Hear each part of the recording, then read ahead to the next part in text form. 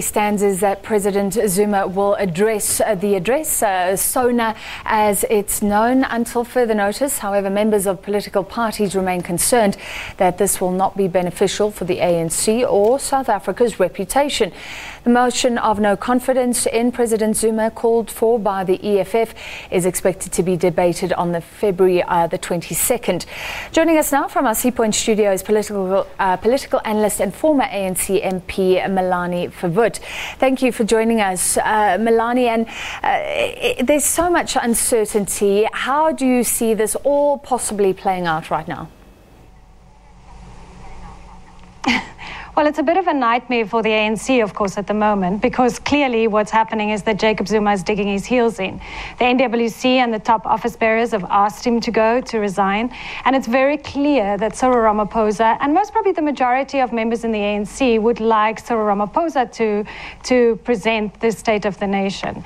But clearly that's not what Jacob Zuma is planning at this stage. Unless the NWC in the next few hours tell us otherwise, it looks like it will be him. And of course, that is going to, as was just said in the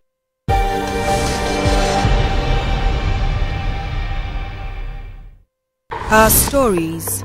Ramaphosa is going to look very weak. And secondly, the other problem that we will have is that international investors will look very unhappily at this, and the markets will look very unhappily at this. So, you know, it's going to come at a price for us. And I think the only way that will not happen is if we get a very clear message at this stage from Cyril Ramaphosa that, in fact, even though President Zuma will deliver the State of the Nation, that he will leave shortly after that. You're right. There seems to be a change in the global narrative around South Africa after Cyril Ramaphosa showing at Davos, people talking about South Africa rising. But that all depends on what happens this week, isn't it? Very much so. I mean, not completely, but just before I came into studio here, I was watching the BBC, for example, and they had a big piece on what was going on and whether Ramaphosa or Zuma was going to deliver the State of the Nation. The world's eyes are focused on us about this. And what we've seen is since December, when Ramaphosa took over as president of the ANC, we've seen a little bit of that joy and hopefulness that we saw around 1994 again coming back. And there is a sort of little honeymoon period now, a little sweetheart moment around Cyril Ramaphosa. But that can disappear very quickly. It can disappear like mist in front of the sun if the ANC cannot manage this process. And clearly they are in some difficulties. On the one hand, because the ANC is not all talking with the same voice, and particularly the top office bearers.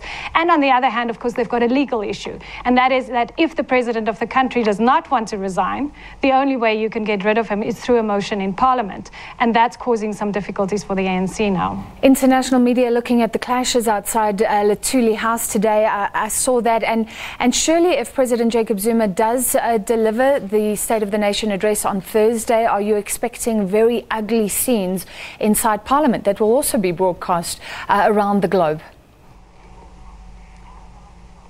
Look, on the one hand, the opposition can, of course, choose just not to be there, and that in itself sends a message.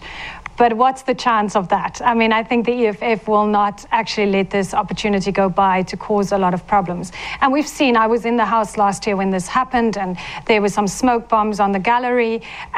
You know, it doesn't look well. It plays into the worst stereotypes that could possibly be there about our country and about our parliament. And then, of course, you know, it just looks like the ANC has lost control. And in particularly that Cyril Ramaphosa, despite all the hope, has not been able to change things. I mean, the president should really, I mean, it is very, very distressing that he is not thinking about the bigger good of the country at this stage and the bigger good of the ANC. All right, thank you so much, Melanie Verwoerd, former MP political analyst. All right, it's time.